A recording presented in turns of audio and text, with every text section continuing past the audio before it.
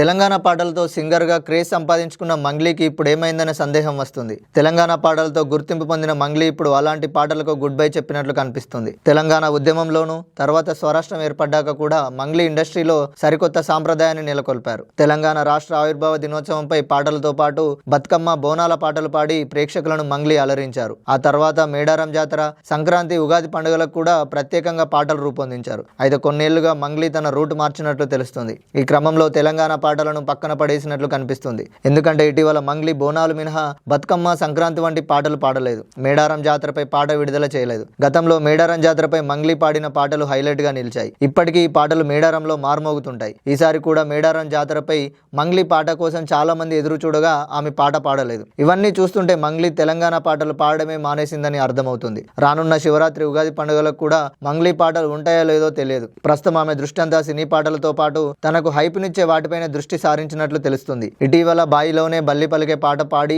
భారీగా డబ్బులు వెనకేసుకున్న మంగ్లీ తనకు ఆదాయం వచ్చే పాటలపైనే ఫోకస్ చేస్తున్నట్లు చర్చ జరుగుతుంది. తనకు గాయనిగా గుర్తింపు తీసుకొచ్చిన తెలంగాణ పాటలను ఇప్పుడు మంగ్లీ విస్మరించడం విమర్శలకు తావిస్తుంది.